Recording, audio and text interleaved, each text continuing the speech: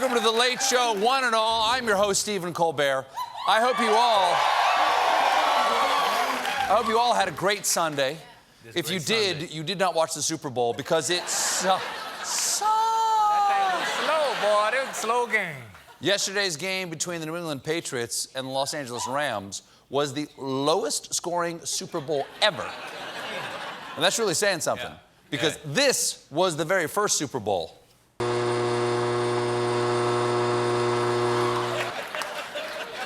But there's, gotta brush the bottoms. But there's always the halftime show, which this year featured Maroon 5 and their lead singer, Adam Levine. He didn't Levine much to the imagination, taking off his jacket, his underjacket, finally his tank top to reveal a lot of tattoos, including one that just says California. All right, though I totally understand tattooing the name of a state on your body. Just ask North and South Carolina here. Boom, boom, boom, boom, boom.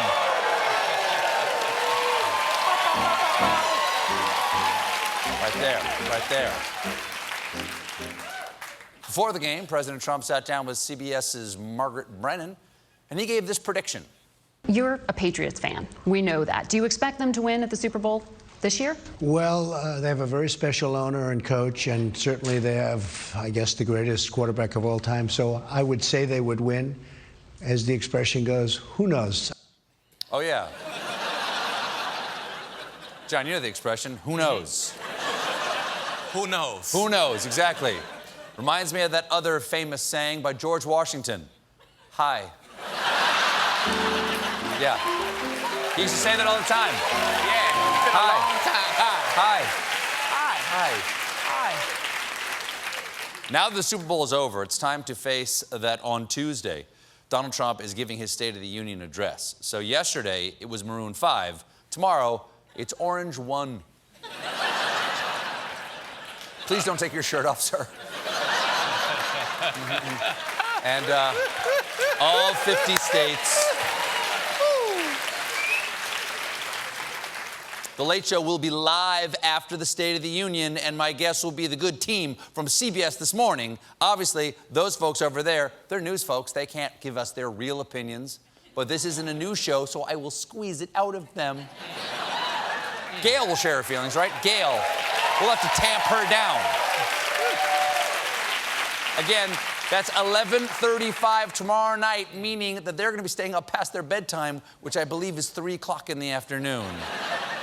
Now, when it comes to State of the Union, just like prom, there's an official theme. This year's theme is choosing greatness. Yes, we get a choice. The other options are selecting mediocrity, settling for racist, or fish. I will take the fish, please. Fish. But according to the president, there's another underlying theme. I really think it's going to be a speech that's going to cover a lot of territory, but part of it's going to be unity. Yes.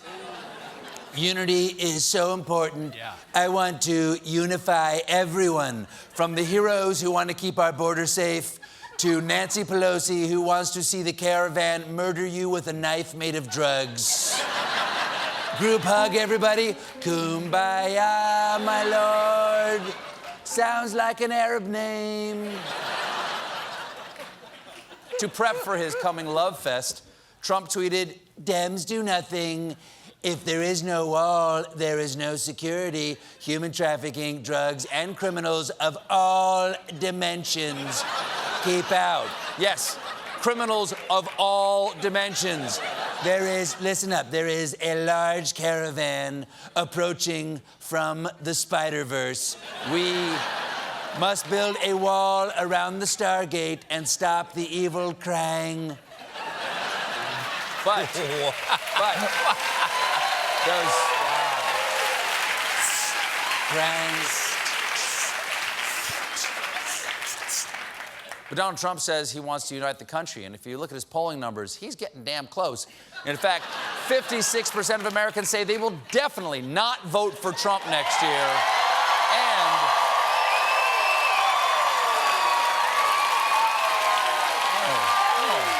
think they're all here. Balance, keep it balanced.